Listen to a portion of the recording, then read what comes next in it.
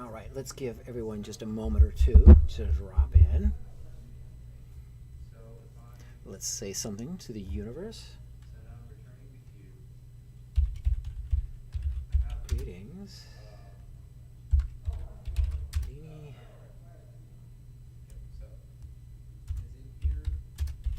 Fans from around the world.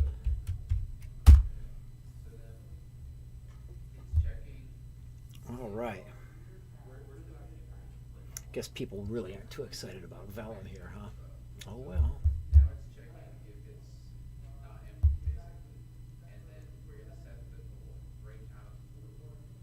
Let's just give them a few more seconds.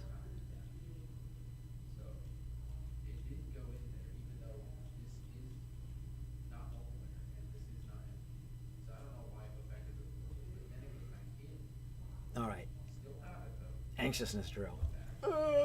It's too fast. Screw it. Let's get this show on the road. Welcome, Houdini fans from around the world. It's 3 o'clock Eastern Time, and it's time for yet another episode of Houdini Secrets Live. My name is Chris, and I'm going to be your host for today's session, and we're still going to be working on the whole DOPS principle of working with Houdini Dynamics. Now, Houdini Dynamics is a giant behemoth of a critter. It's gargantuan. It's like freaking huge. And now we just spent the last couple months, hell, almost the entire spring semester, going over just the rigid body dynamics. Now we're going to shift over a little bit, and we're going to start dealing with Vellum. Now, Vellum is the soft body component compared to rigid bodies. Now, what's the difference? Well, we'll go into that in just a little bit, but we're going to be going into more, spending the next few weeks just dealing with Vellum and all the stuff that Vellum can do and how it pertains to real-time applications, and especially within UE4. Certainly that Unity and Lumberyard are very, very similar. But one thing I got to do is I have to thank, let's see, who do I have to thank? Oh yes, I gotta thank Jeff Late over at Side Effects.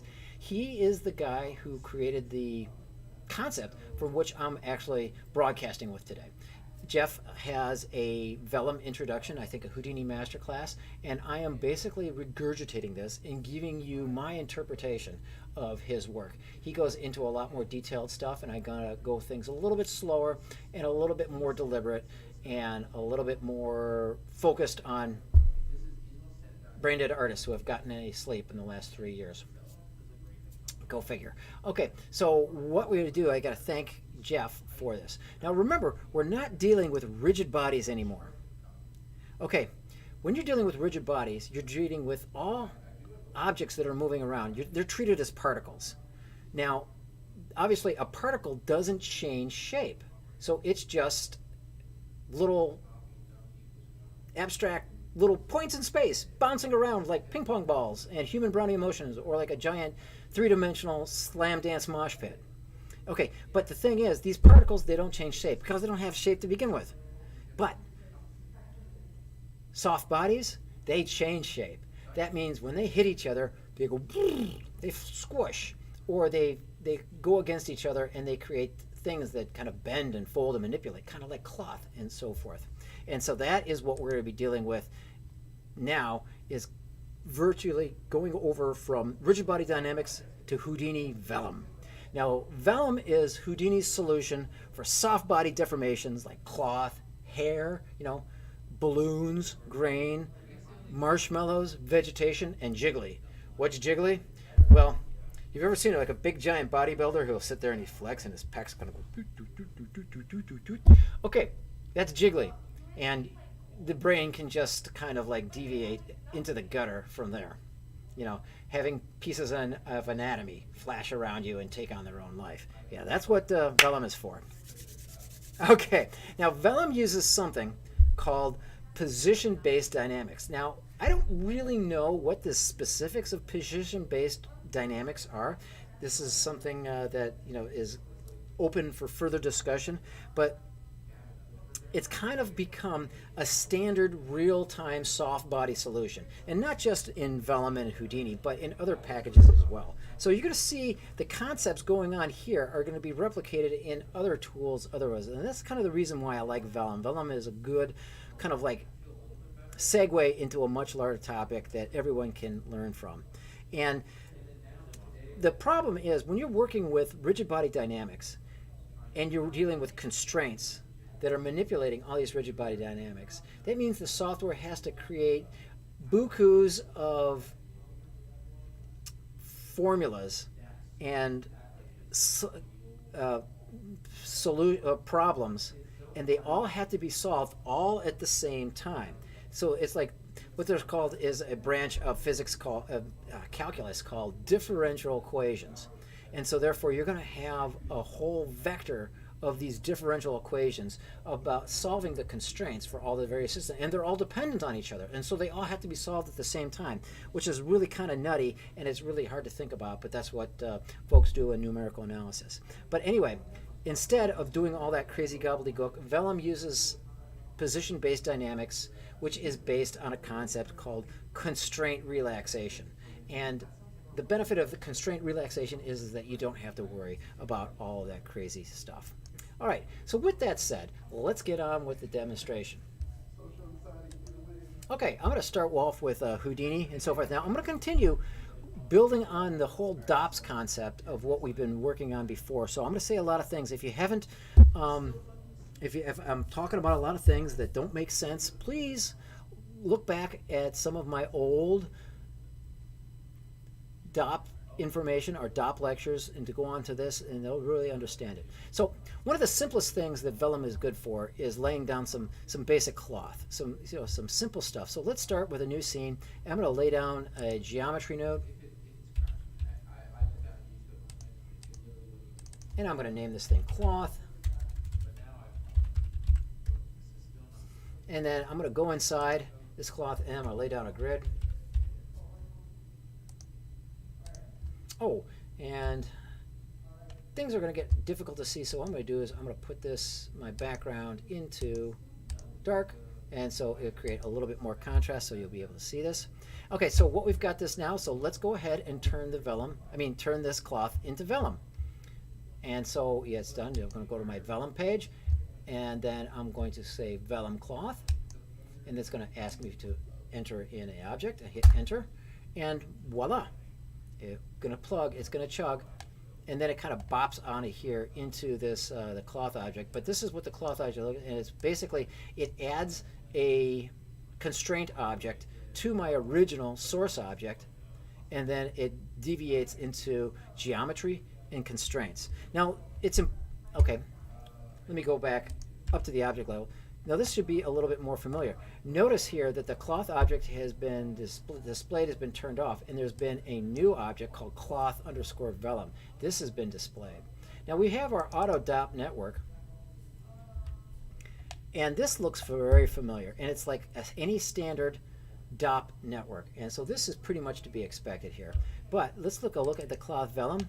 Now this looks a little bit different, and this is dealing with how to understand all this DOP or all this Vellum gobbledygook. So we go back up. So if I return, hit play, and the object falls into oblivion. Okay, we know that the physics are working, and so all is good. Okay, so let's take a look at this cloth Vellum thing. Okay, notice here that we're dealing with two types of imports, because when you're dealing with Vellum, you're dealing with two kinds of objects. You're dealing with the geometry here, which is coming from this, and we see that it's going from it. This is the Vellum object, and there are constraints. Now notice, look at that. The constraints are a grid-like network showing the relative distances from point to point to point, or vertex to vertex to vertex. Okay, this is kind of like what constitutes a constraint field. And so these constraint objects are different than the geometry objects. And so when you put it all together, Vellum takes care of that, and and adds them all together. Now we have this Vellum Io node, which is really just a way of doing saving to disk. If you wanted to go ahead and save that off to disk, if you have a really large simulation and it's taking a lot of time, save it off to disk. It'll save things, and it's kind of like set up for you. And then you have this kind of visualization that kind of visualizes all of the geometry. And look at this, all of the constraints themselves have been kind of set up, and we've got the vertices painted in here.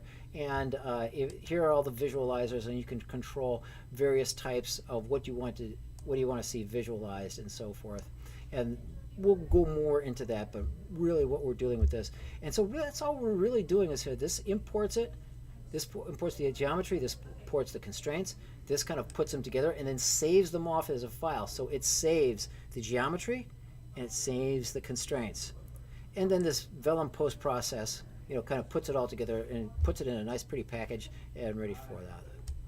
So let's take a look at the Vellum constraints node. If we go up in here, the Vellum constraints. Okay. Now this breaks, now look at this. This breaks the source into 3 groups. It breaks it out into we can hover this, it tells it the geometry. It deals with the constraints, and it also outputs collision geometry. So this breaks it up into all 3. And yes, as you can guess, if you were to drop into Vellum constraints, it is a giant wacky-do HDA. It is enormous. And so therefore it outputs all of that. But the collision geometry, well, let's take a look at turning this on, and let's turn on the geometry spreadsheet. Okay, now we're not going to have the look at the actual points here. Let's look, it's not the vertices, but it's primitives. All right, let me turn this on. And is it inside vertices? Point number, and put in the constraints. There we go. There's all our constraints. All right, so what we're looking at here, these are just the constraint objects. These are the diagonal lines on here. And so realistically, this controls all this thing, and it basically controls the rest length, or what the initial distance is, and it gives the relationship between to this. Now, most of the, like I said, it deals with the relationship between pairs of points. Now, if you'll notice here that looking at distances, and at the constraint tag, cloth constraints, compress offline, okay, that's all good and fine. But notice here that the type is all distances. If we scroll down, then it starts to become bending. And it's kind of like, it's weird, but distances, let's see, if we go in and look at this and we turn on our primitive numbers,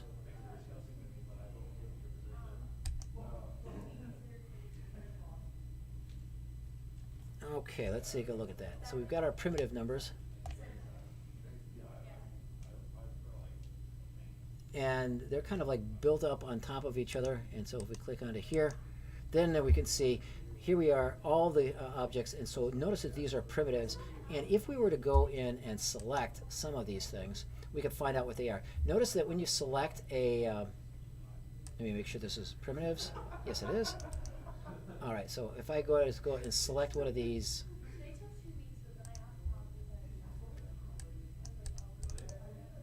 oh, there we go.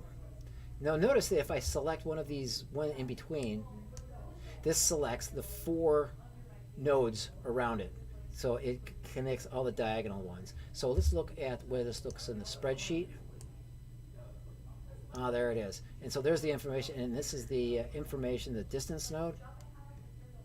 And so here's all the stuff that is connected into it, and these are the bend nodes. And so these are the bend types. Okay, now if we were to go in and select one of these straight edges here, and once again, this is going to have the 2 distances, not only this distance and this distance, but it's also going to deal with this distance and this distance here. And if we look at the geometry spreadsheet, there's that. And if we follow through, there's more, and there's 4 objects in here. So that deals with that. And so really, it depends on the type of object. We'll be going into, in the future, what the difference between the types of constraints are. But just know that there are constraint objects, and they are primitives, and they are kind of like independent entities. All right, so let's go ahead, let's back out of here and take a look at the DOP network.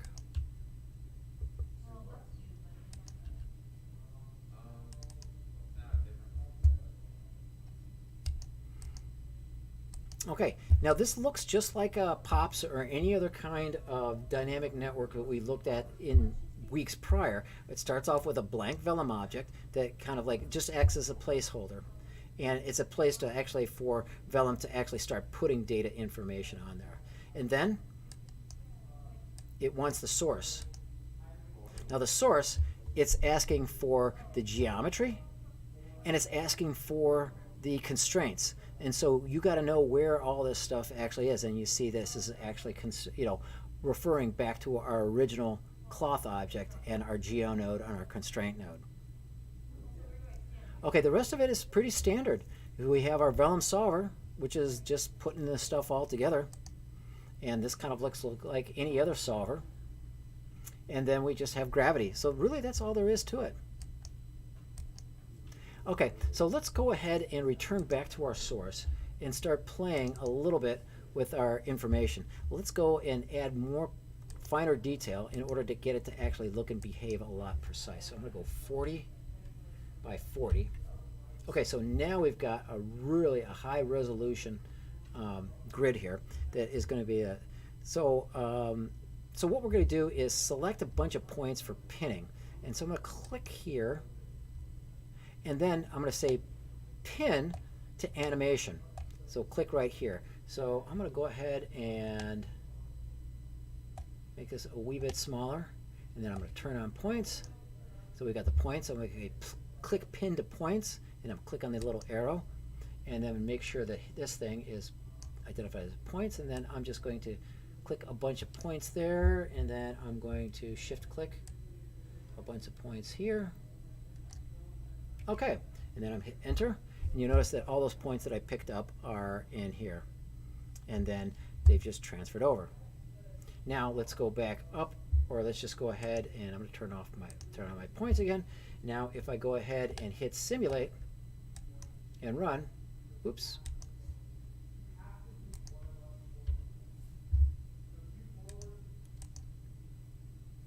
Okay, there our cloth object has kind of fallen and is made like a napkin. Now these 2 points here have been pinned, so therefore they are not going to animate. And so that's the kind of the basics of how you create a cloth object. Pretty darn simple. You just turn it into a Vellum object, then you pin the points that you want to stick around, and the rest of it is just magic. Yeah. Okay. Let's expand on that. Now suppose I wanted to go ahead and create some hair objects. So as we said, hair is going to be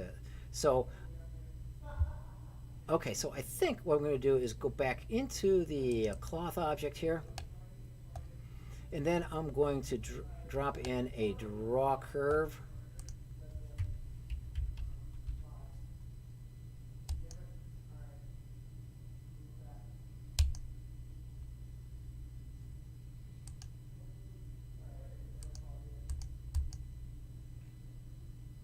Okay, so I don't know if I have to do this here, or do I have to do this on the object level. Let's see. No, it looks like we have to do that on there. So I'm going to go ahead and create the draw curve right here. Projection, and I want to change this to the XZ axis. Okay, and pull it up so it's not on top of our original axis. Okay, there we go. So we've got a little bit on there. And then what we're going to do is we're going to draw 3 big lines across the surface here. So I wanted to remember which way does this go. Okay, so now I know which way to draw the lines. So if I go into draw curves and then enter, so let's go ahead and draw 3 good lines here. So here is one line, and there's another squiggly old line, and let's draw one more line here. All right, then we have our draw curve. All right, so we've got that. And so now we see that, okay, this information, that's good. Ooh, I don't want that. Do we have this saved? Okay, good. All right, that's good. So now what we're going to do is notice that if these were points, you'll see that they're kind of jammed up in some place, they're skinny in others, they're sparse in others. So what we want is a consistent distribution of the points. So what we're going to do is just drag down a resample saw. Oops, come on. A resample. Okay, so we got a nice, now we have a nice uniform distribution.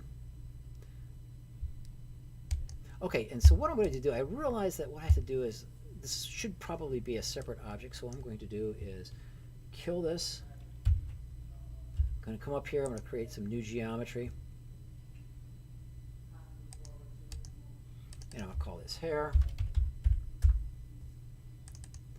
And I'm going to drop in my hair object. Okay, now I'm going to convert this to Vellum. All right, so I'm going to do this. So I'm going to make sure that nothing clicked. I'm going to click Vellum hair. Then I'm going to grab the hair object and hit enter.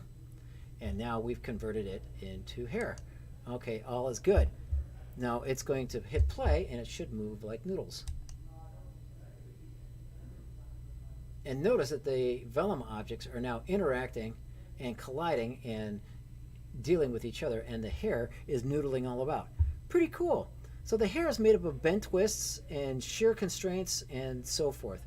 But you'll notice that it's kind of like all bouncing against the ground. And so that's not what we want. So we want a ground object. So I'm going to go ahead and add a ground object. And I'm going to drop this down just a wee bit to make sure that we have something to interact against. And okay, if you folks believe me, if I turn off my ground plane object, will you believe that it's there? I think you will. You're a pretty sophisticated audience. I'm going to click that off, so let's go ahead and hit play. Ooh, that really didn't go down far at all, did it? Let's really lower the boom on this thing. Okay, there it goes. Okay, now let's see if it still collides. Okay, yeah, that's a good distance. Okay, so that's reasonable. I'm going to turn off my ground plane. And so that's kind of like looking good. Okay, now, you know what we're going to do, folks? That's right. What would be a Houdini Secrets Live without adding Roberto and doing something obnoxious to him? So I don't aim on disappointing you today, so I'm going to go ahead and drop in Roberto.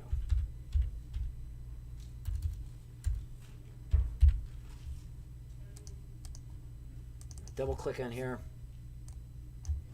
We got Roberto. All right, we have Roberto. Let's go and translate Roberto up. And let's give him some kind of do-whack rotation. So he's going to be taking a nutty-ass nosedive into our cloth of death. Now, we're going to convert Roberto to Vellum, but we're not going to do him to cloth, and we're not going to make him hair. Instead, what we're going to do is we're going to turn him into a balloon object. So click on balloon, click Roberto, hit enter. Okay. Yeah, my meeting's in like 6 minutes. Now, Bye, have fun. Thanks for sharing. click play. I would say that most things are already hit on. Honestly, I think the speed. All right. And there goes Roberto, and boom, he goes flat. He flattens out like a biscuit. And he turns into a big pool of goo. It's kind of sad, but I mean, I like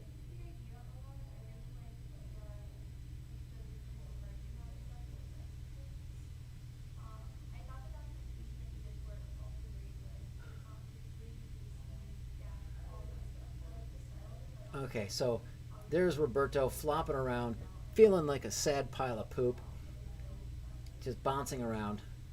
And so he's getting going there. But my machine is kind of slow, so I'm going to go ahead and terminate this and then just see what I've got here. Okay, now there's Roberto behaving like a sad, sorry. Not even a balloon. I think we could do better than that. So I'm going to stop this and say, okay, give me another Roberto. I've got this Roberto, and I call this Roberto 2. Oh yeah, that's right. I'm going to have to go ahead and get rid of all of this stuff. Okay, there's stretch cloth and pressure constraints. All of these are necessary for this. So I'm going to click on this, and so where's my other Roberto? All right, so I've got this other Roberto. Well, that's not what I wanted.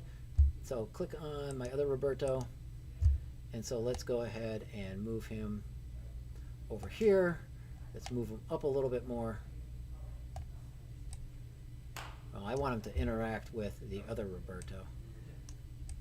So let's make sure that they actually collide, and let's just say this Roberto is going to be over here, and he's taking a back dive right onto the other existing Roberto. So he's going to do a giant suplex on him. Okay, so I've got that. So let's turn this Roberto, instead of a balloon object, let's turn him into a Vellum soft body. And so I'm going to click on here and click on, oops, no, I want to do this to a Vellum struct soft body. Click there, click second Roberto, and we've got that going. Okay, now we got it going again. All right, now let's go ahead and play. Now the idea behind the two, though the balloon has all of these constraints running through all of the pieces here, and actually this is really slow. So in order to speed things up, I am just going to get impatient here, and then I am going to drop in a poly reduce. And then I'm going to reduce Roberto down to about 20%. Yeah, that's good. And then I'm going to go in here, this Roberto, and I'm going to reduce him about 20%. All right. So now when we go ahead and simulate this, hopefully it goes a lot faster.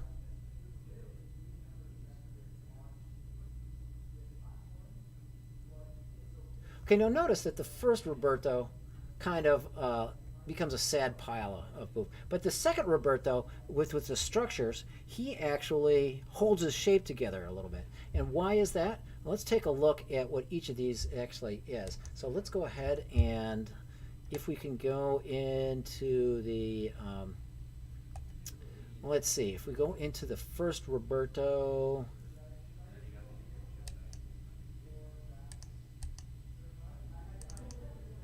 okay, if we click into that, okay, look at the first Roberto. He's got all these constraints of all these adjacent vertices, connecting to each other. And if we were to go in and just make this wireframe ghost, then you could see this.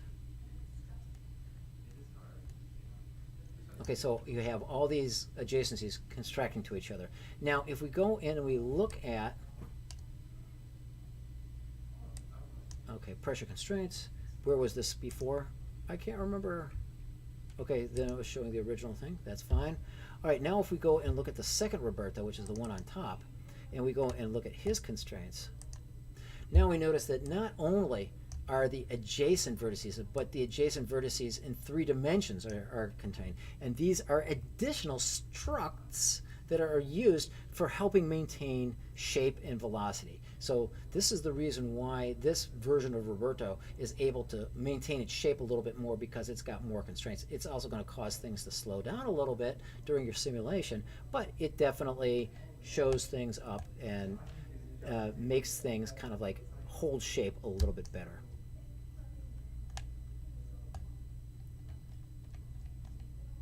All right, very nice, very nice. Okay, I'm going to go back up into here and set this back to smooth shade. All right, so one of the other things that Vellum is good for is grains. Now, we did deal with grains a little bit with rigid body dynamics, and so here is another approach that kind of takes that idea and runs with it. So I'm going to drop in a box. Oh, where's a good box? So give me a box. Here, throw in a box. Just any old box will do. Yes, sir, Bob. Okay, so let's move our box.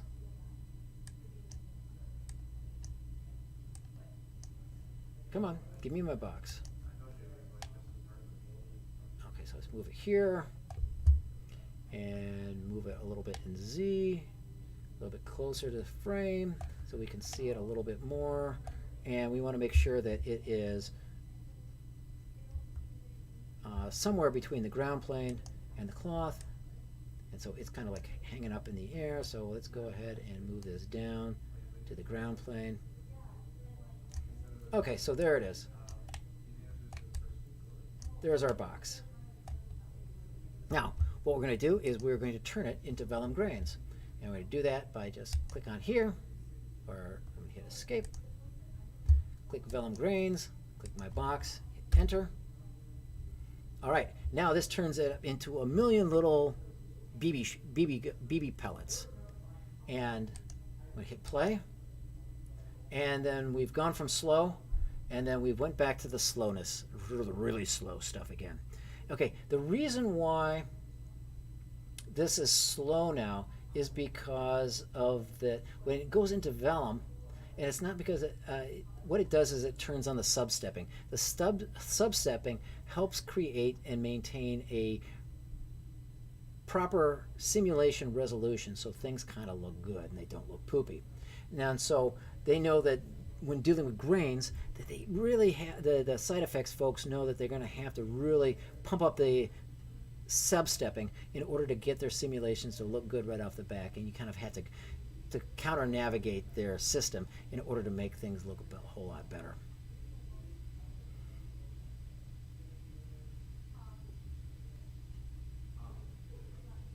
And it was cool. All these objects are interacting and then bouncing off of each other and dealing with things. Regretfully, our Roberto brothers are not interacting with the grains. I put them in the wrong place. But as you can see, the grains are going on and dealing with that. Okay, fantastic. All right, I'm going to go ahead and save this. Save as, and then I'm going to call this Vellum Demo.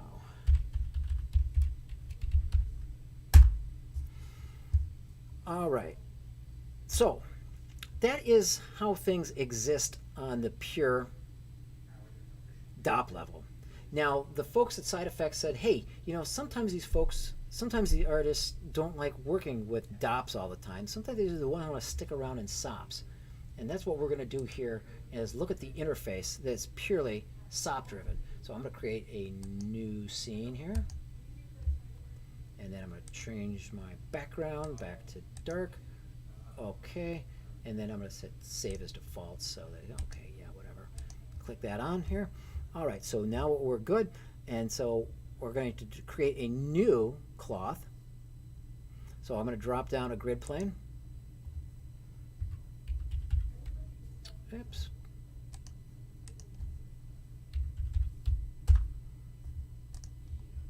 Okay, there we go.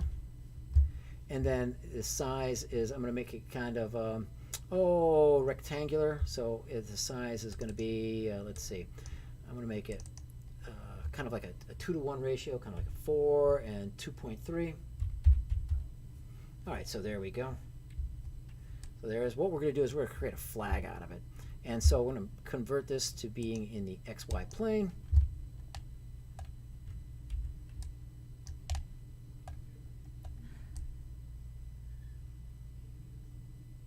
All right, let's turn that around. Okay, and let's make sure that the rows and columns are distributed accordingly. So we got 40 rows and 60 columns. All right, so it looks nice and good. Now, what is a flag without a pole? So I'm going to click on here, and I'll call this flag. I'm going to lay down another geometry node. And I'm going to call this pole. And no, he isn't going to be doing any pole dancing. And so I'm going to lay down a tube object.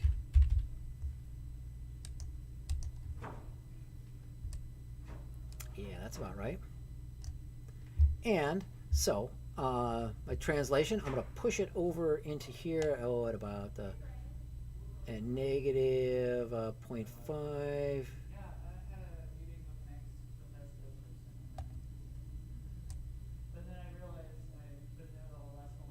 Okay, so let's make this -2. Yeah, that should be about good. And put it up high. Or actually, what we're going to do is I'm going to make the radius much smaller. Something like about that. Okay, I'm going to push this out just a wee bit further. All right, so the height, I'm going to make it nice and tall. Let's make it nice and tall. Boom, boom, boom, boom, boom, boom, boom, because this is like a flagpole of death. Okay. Really big. All right, now I'm going to push this up to kind of like be near the, oops, there we go. All right, then we see our flagpole, and let's go ahead and put on the end caps, and then we are ready to go. Now let's go ahead and return up to the object level, and then I'm going to turn this into a simple cloth. Now notice that for the flag, even though we're selecting the flag and we go to Vellum, simple cloth is not there. It is hidden. And let's see if I remember where it is. Is it in the characters? No. Is it in the rigging? No, no, no. Ah, I know where it is. Simple FX. Yeah, there it is. So look at this. It's got a whole bunch of stuff. We've got simple guided RDBs, simple billowy smoke, simple explosions, simple this, simple that. I've never noticed this before. That tells you I've got to play with the simulation in Houdini much more. Ever since making the transition over to games, I've been focusing on pipeline the whole time and not dealing with all this fun stuff, dealing with all of the visual effects. But in this sample case, we want a simple cloth, and then click on there, hit enter.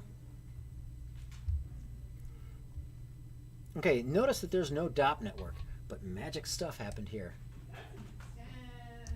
And suddenly, we've got a lot more information here, and it's all good. Now if we hit play, our flag falls. Yay! So all's good. That means that physics is definitely working on this. Okay. So let's go ahead and add a ground plane. So this won't fall forever. So I'm going to go ahead and create collisions, ground plane, and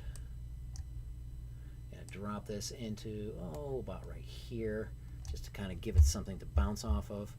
So if we click on here, oops.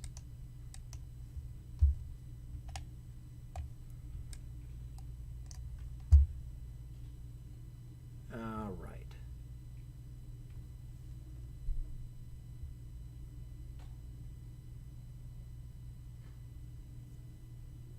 All right, so we didn't want to do that here.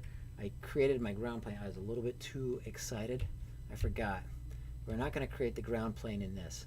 Because we're doing this all in SOPs, we're not going to be involving the DOP network. So I got a little bit excited. Sorry, folks. But if we go into here, we go into our cloth solver. And we go into the grid cloth. It's like, okay, we go into here. Nope. Where is it?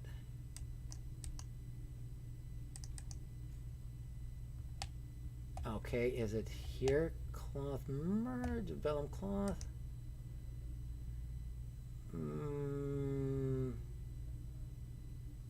Cloth solver, here we go. And then we can, here it is, ground position.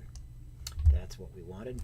Okay, too many new tools. I'm going to move this down so it's slightly lower. Now when it falls,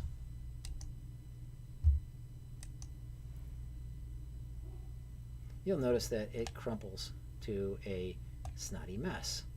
Okay, very good. It's doing what it's supposed to do. Great. So we've got those collision, and now it's good. All right, I'm going to go ahead and save this.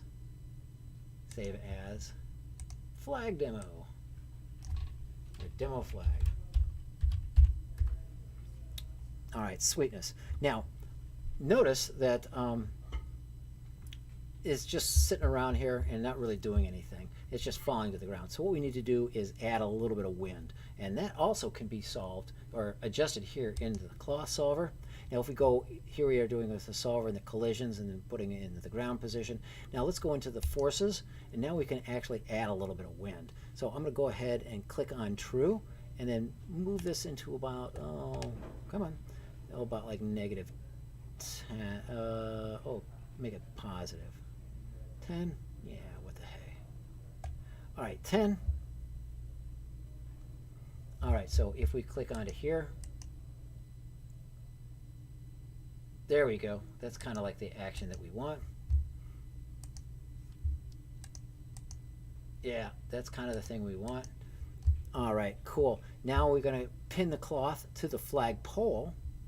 All right, so we're going to go ahead and click on here. And we're going to turn on the points.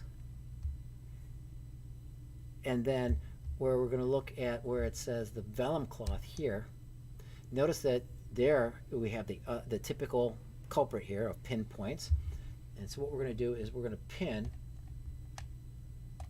just the tippy points here to the pole here. And so we'll click on here, click that, we've got that, and we click these 2 points here, and then we hit enter. All right, seems like nothing happens, but we've got the points marked on here, so let's see what happens after we hit play.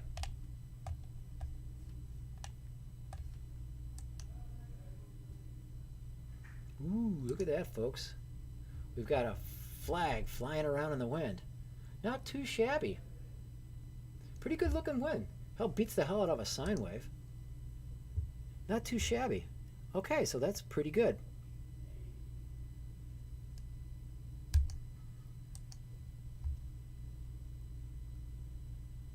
All right, so let's go ahead and add a little bit more sophistication to this. And so we're going to remove the points from the constraints here, and then we're going to actually push this into the geometry node. So I want to go ahead and put a vellum attached to geometry node between the vellum cloth and the vellum solver. There we go. And then we're going to go in and put a vellum attached to geometry. Vellum attached to geometry. Okay, now side effects is cool because look at that. We would have had to create 6 connections if we were to do this by hand, but instead we could just move that right in there and wow, it just kind of like bops into place right there. Very good.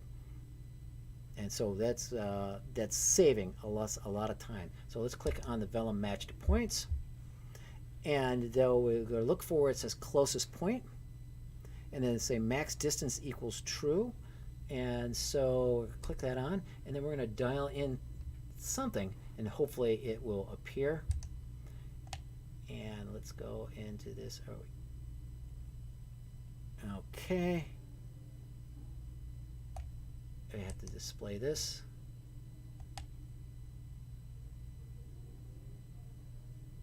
Okay, I'm supposed to be bringing up some kind of guide geometry. It's not showing up, but I think this value should work. And so if we can call the specific points, let's see, where is my guide geometry? I've lost it. I'm gonna, if I figure it out, I'll have to come back in here. But what we've got here is this, but we want it to kind of not attach, like what this does is creates a whole bunch of attach points here.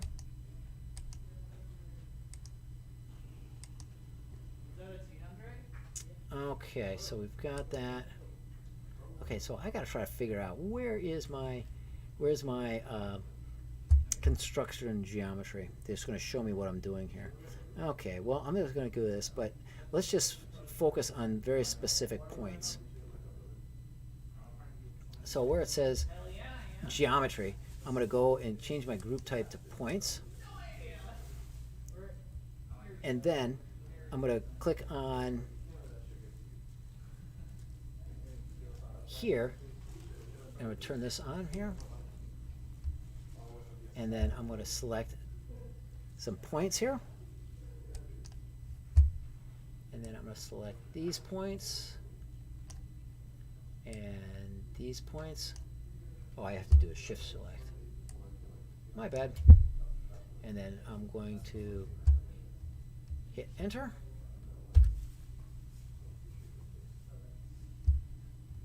Okay, so we've got the specific geometry. And now where we go into, now we see the stuff. Nope, it's still not on there. But okay, we'll just have to keep going. Now we have to send the stretch. Now the stretch controls the stiffness on how things work.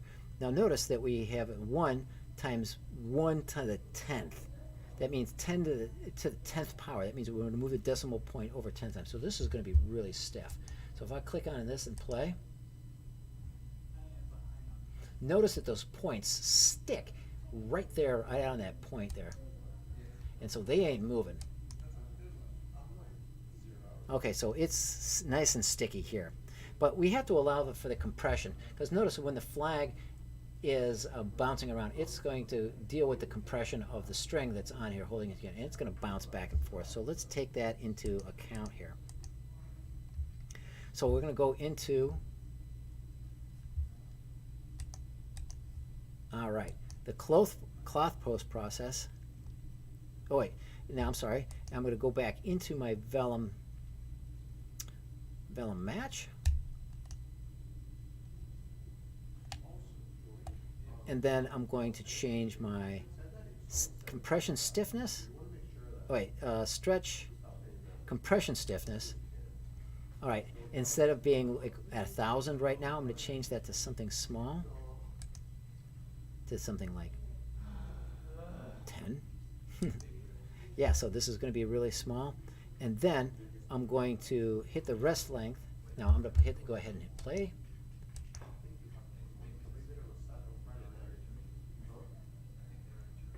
And so this is still kind of like loosey-goosey. So let's see if we can press the compression stiffness. Let me put that to 0.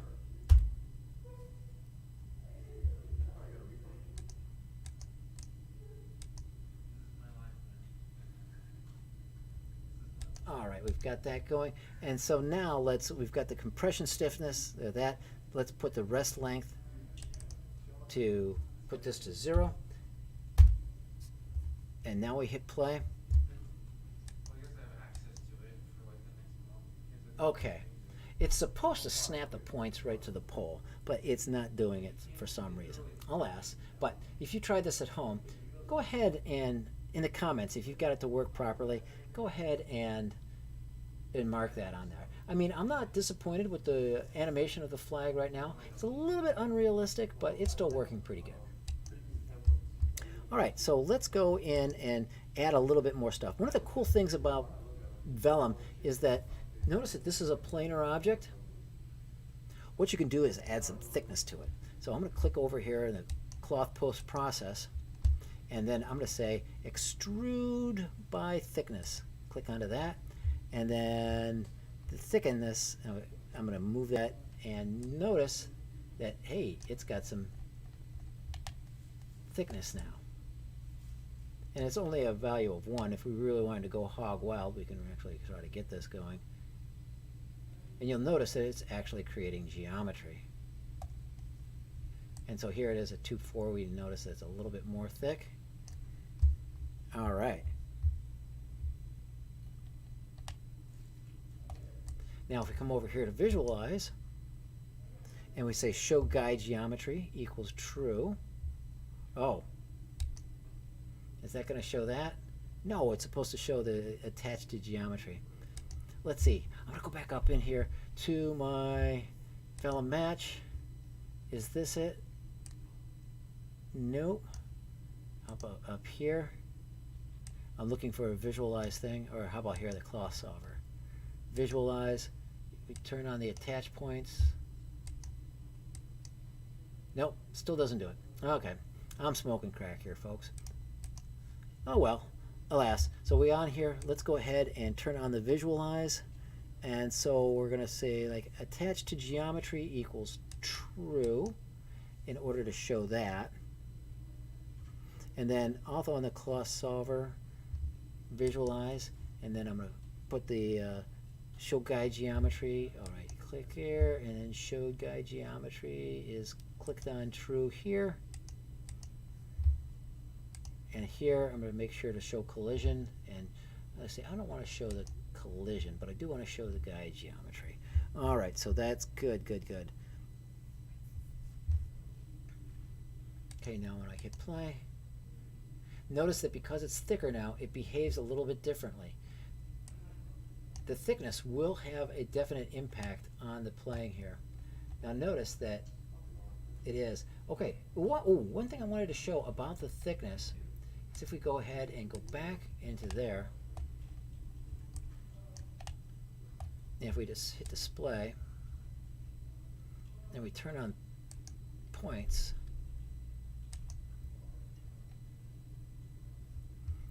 and if we turn on thickness, oh, come on, it's making me a liar here. What you can do is you can see the points that it creates in here. Ah, there it is. Actually, you see the little spheres in there? The little spheres along the edge here correspond to where the thickness is. And this actually shows you the extra points that Houdini is placing inside of the thickness here in order to help create some kind of different stretch dynamic and different stretch behavior. All right, so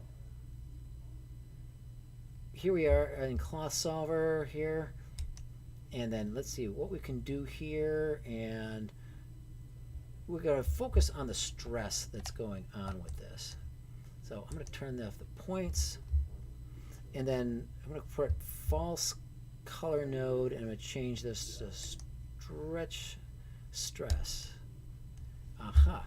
And so there it's purple, and now if we hit play, this will show you all the stress that's going on here. You'll notice here that there's a lot of stress going on in here, but overall not too bad, and it's fairly uniform. Some areas are more stressed out than others.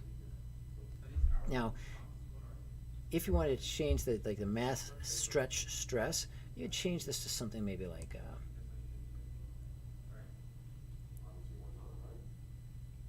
well, something like that. Will this work?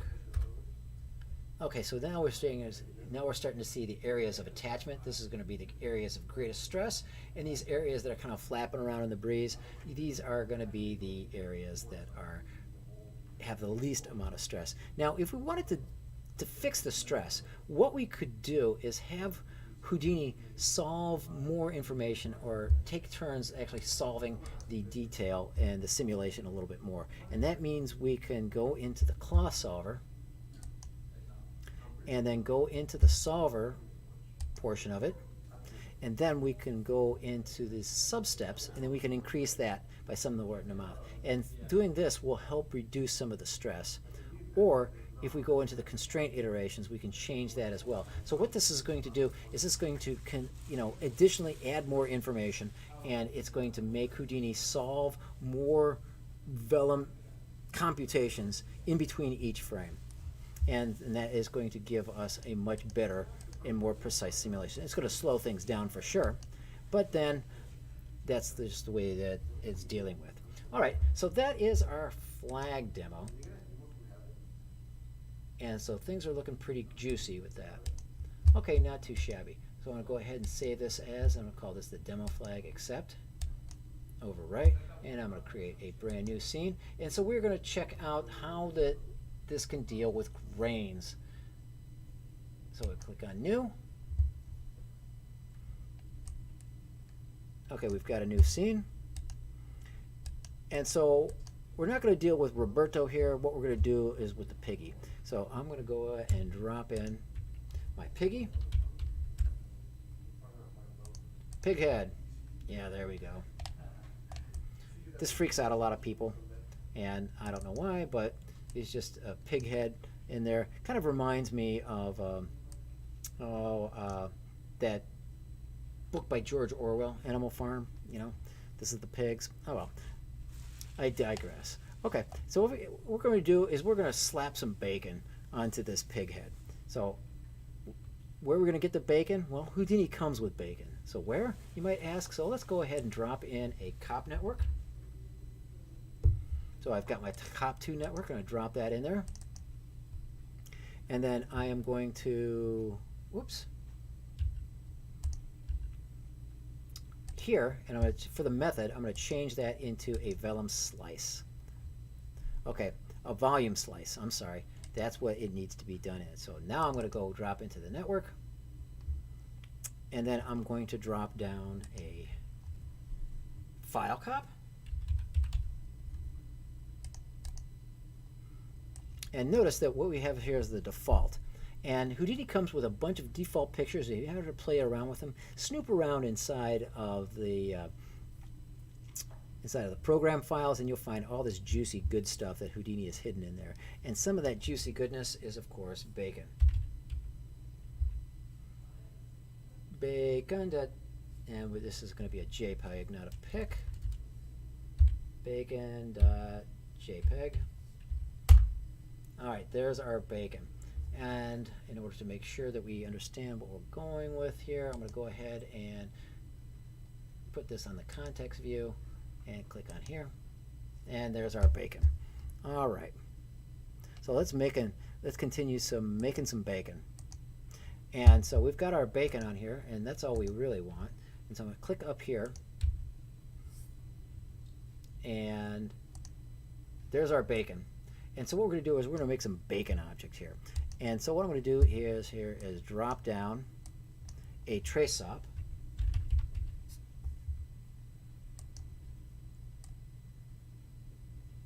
Now, what we have to do here, it's looking for an image file, so I'm going to change this going over to a cop, and then I want to go and grab my bacon file, so / and this should go into cop2 network.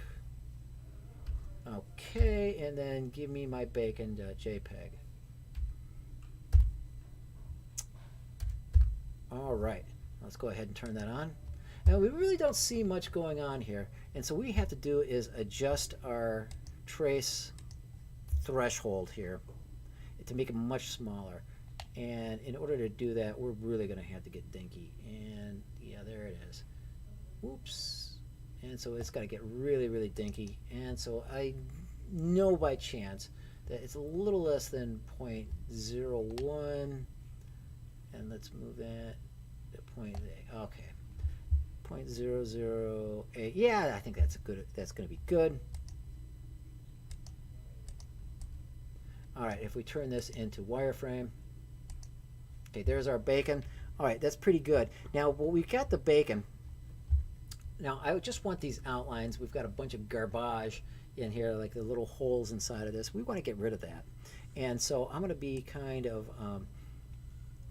lazy here. So I'm going to drop in a measure sop.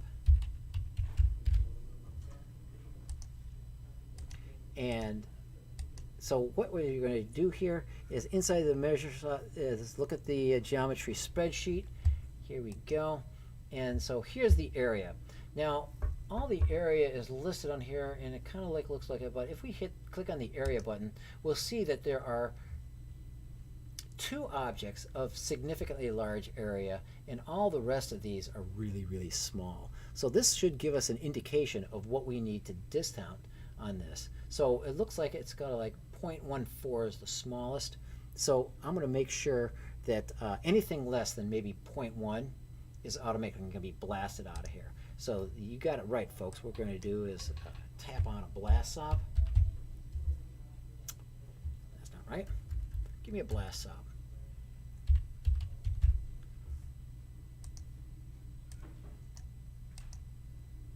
Okay, we don't want to blast this whole thing. And so notice if we go ahead, I'm going to go at area, because is greater than 0.01, 0.1, or 0.1. Okay, it gets us all the other stuff, but if we click on delete non-selected, there it is.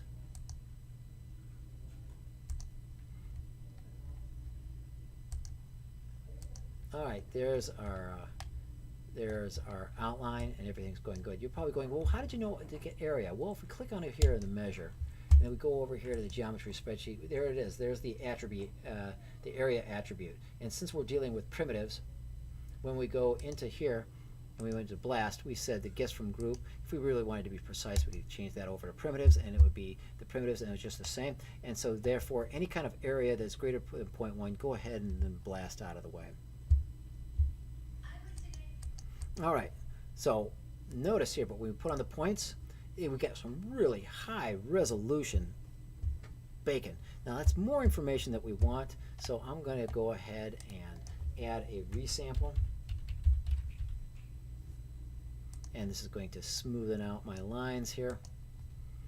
But that length is a little bit too short, so I'm going to try to knock this down here a little bit and dial this into something. Let's see, right about, that looks pretty good. All right, cool. And now that's pretty good, so we've got the resample.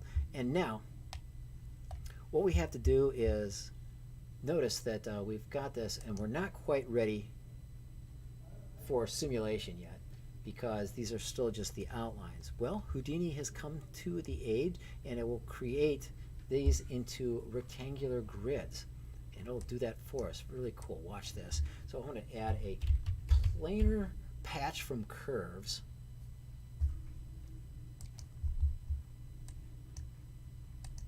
And voila, look at that. It triangulated the inner surface on here, and it got that for us. So I'm learning all about these additional Houdini things that I've never used before in my life. So really, really cool stuff. So I'm going to go ahead and resample the curves. You'll notice that it simplifies things and makes the interior, it simplifies things and makes things a little bit easier to look at. And so for the interior edge length, I'm going to reduce this, so to reduce the, to make things look a little bit smaller. Okay, so it's nice and tight here. All right, very cool. Now I'm going to go back up into the trace here, and so I'm going to put the bacon texture on it. But before that, we got to put point textures on this. So I'm going to click on the trace, and then click on point texture, and it's going to add some point textures. And then at the bottom of this, I'm going to add my UV quick shade. There we go.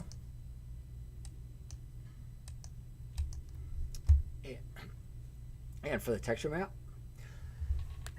excuse me, I'm going to go ahead and make that bacon.jpg.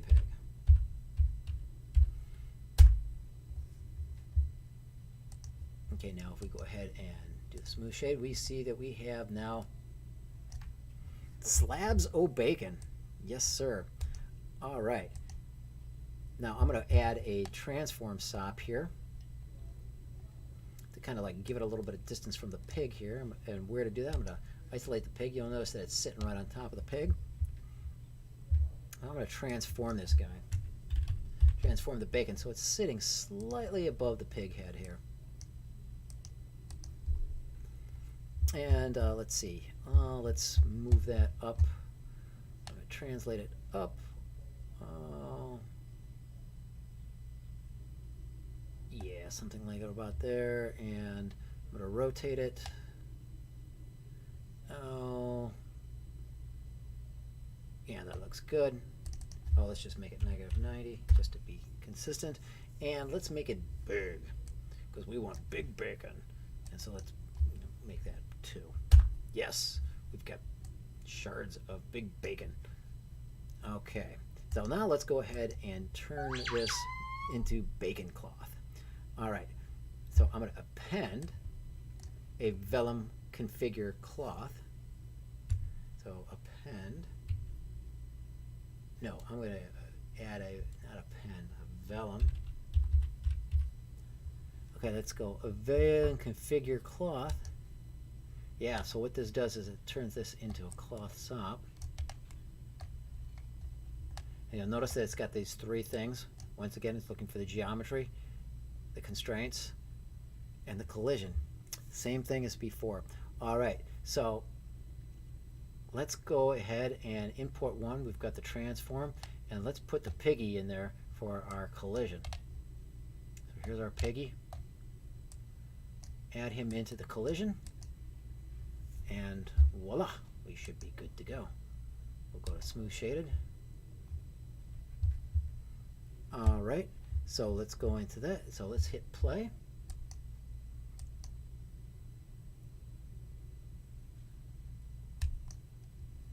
Okay, and it is not functioning. Oh, why is that? It's because we don't have a Vellum Solver on here. We just have the Vellum cloth. We forgot to solve it. So I'm going to go ahead and drop this on here. Let's say Solver. And here it is. We want a Vellum Solver. Very good. And now it's thinking. Yep. Because it's going to put bacon on here. Yeah. Now notice that even though bacon is nice and greasy, let me put this on real time, it still really doesn't slime up that much. So we're going to make it a little bit thicker, and we're going to make it, increase the friction on it. So I'm going to click on the Vellum Solver, and then look over here the forces, and then where it says friction, where it says the static friction, and I'm going to change that to 10 to see if it's a little bit stickier, is a little bit moister. Yeah, okay, so that kind of sticks nice and flying. Okay, that's good. It's nice and sticky. Very good. All right, now this is good, but I want to make lots of bacon. And so this is good for just animating just like one piece, or in this case we got 2 pieces of bacon. But in order to work with multiple objects, then we're going to have to turn this into a DOP network. And that's one of the advantages that the DOP network has, is that we can get in here and really fine-tune the behavior of this. And one of these is creating multiple variations of our bacon.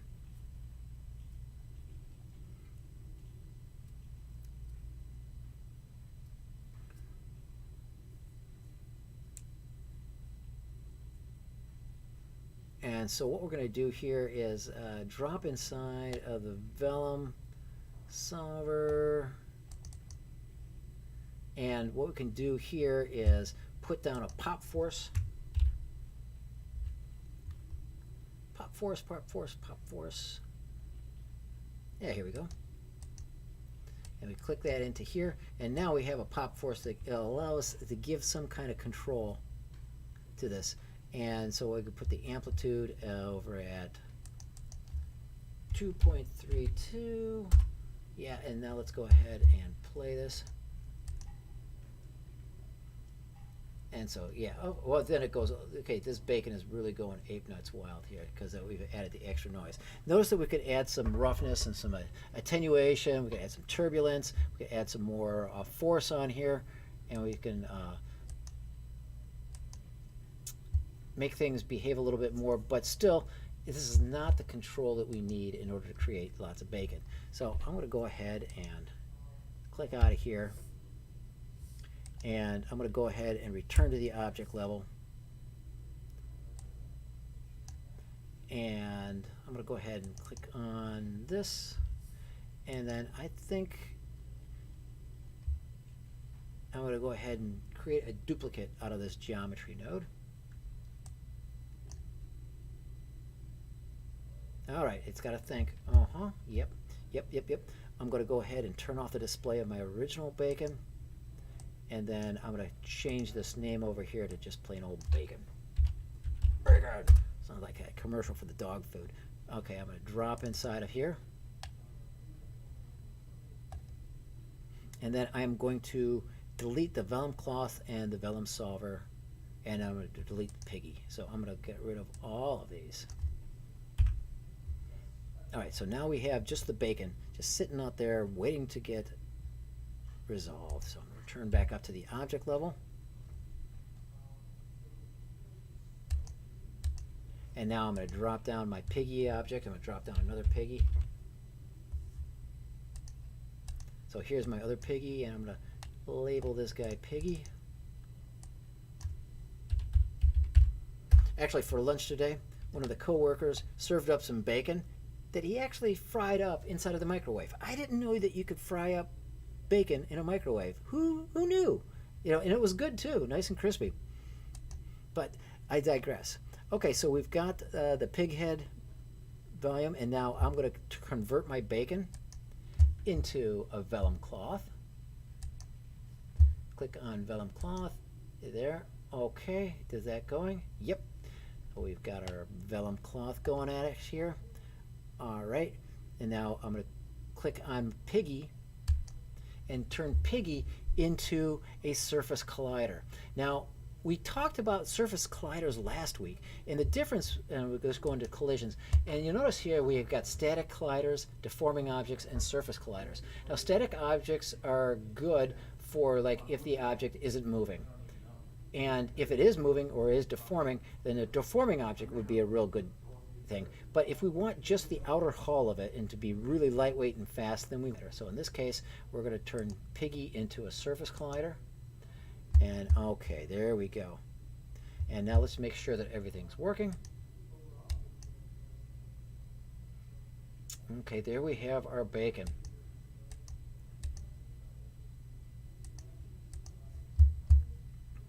Okay, so now let's go ahead and edit our DOPs.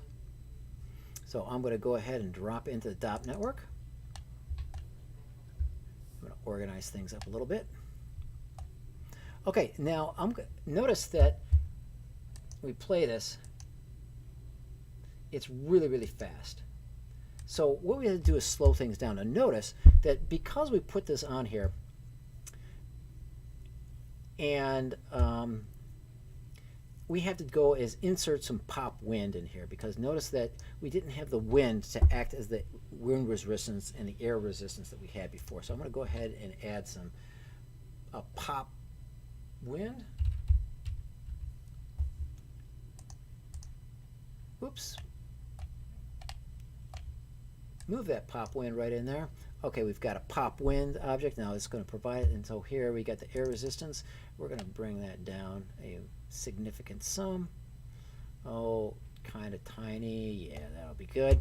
And then now inside of the bacon vellum here, what we're going to do is we're going to create the emission type as continuous. Okay, so emission type, where it says only once, that means we're only going to spit out the bacon once. Well, let's get shards of bacon. So we'll say continuous. So that means it's going to pump out the bacon all the time. But now if we leave this activation as 1, that means it's going to continuously always put out the bacon. So let's change it so that the thing only outputs bacon like once every 10th frame. And so to do that, we're going to adjust the little expression here.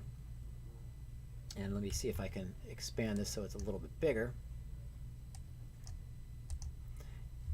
And so instead of 1 being always on, what we're going to do is change this to $, and then SF,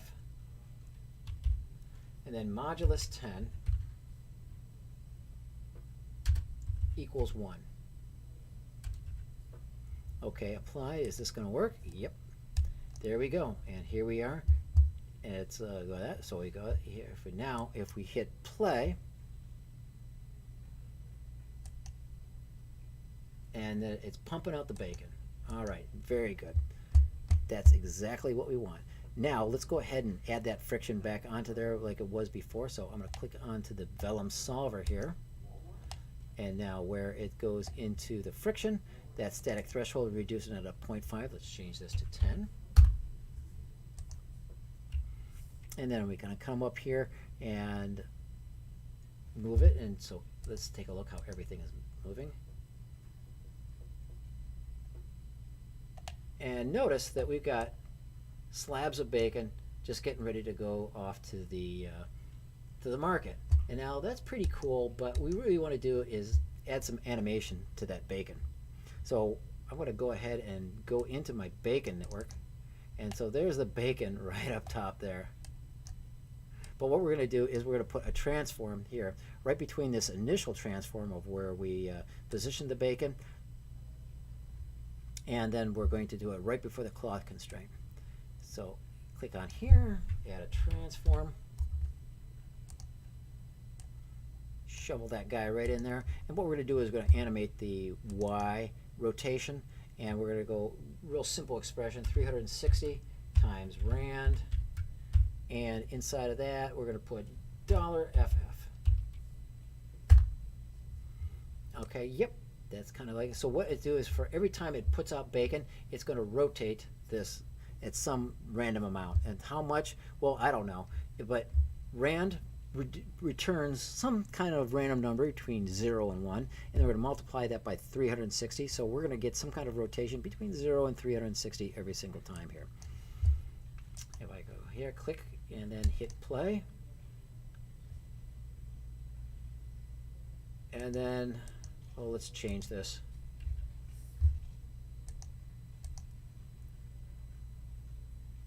All right, so it's raining bacon. Like, this looks like something from a horror film or something. You know, just the irony of the whole situation is just insidious at best. All right. So there we go. Now, that's what I wanted to show you folks today. And we've got a lot of stuff, and we've got a chance to really play with all of the very, very simple basics of what Vellum can do. But next week, what I'm going to do is we're going to go on to see how does this work with UE4. Now, I don't know if anyone else has kind of done this into the past, and so what I'm going to do is try to experiment around. Oh, that's right. Here, let me pull this up here, folks. All right. I'm going to move this over here and then move this over onto my display and switch this to the presenter. Okay. All right. So I'm going to be out of town next weekend. The wifey and I are going to get away for a little bit of a romantic siesta off into Naples, Florida. So if you happen to be in Naples, Florida, sport your Houdini colors, and there might be a kindred soul at hand. But so therefore, we'll be meeting back on the 9th. That is in 2 weeks. And then we'll be talking about how to get this Vellum stuff into UE4. Now, I haven't had a chance to play with this before, and I don't know of anyone else that's playing around with this. So this could be a very educational experience for everybody. Okay, just as a reminder, GDC is coming up on the GDC 21, but it's all online. Now, if you just so happen to have an academic access, you know, to the academic roundtable and the academic course here, check it out, because guess what, folks? I am presenting this year, and that's going to be on the 21st at GDC 21. How ironic. It's going to be at 1:20 Pacific Standard Time, not Eastern. That means it's going to be in California time.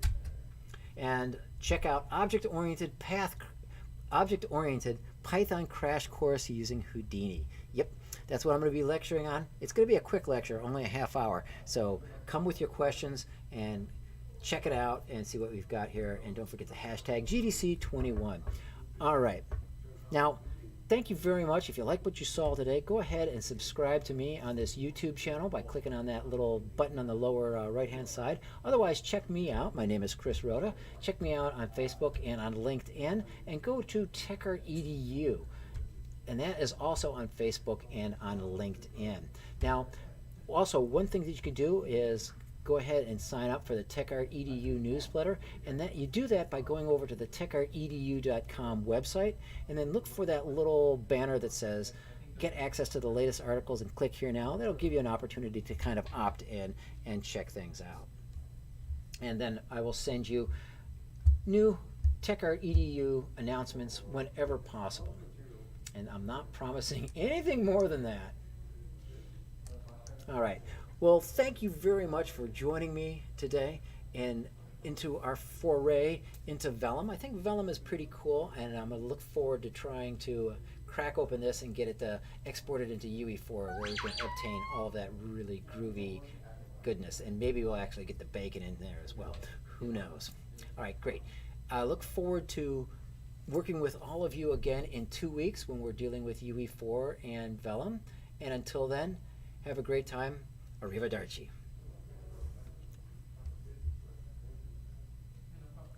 Boom, boom, boom. Now I got to remember how to turn this thing off. There you go. Bye.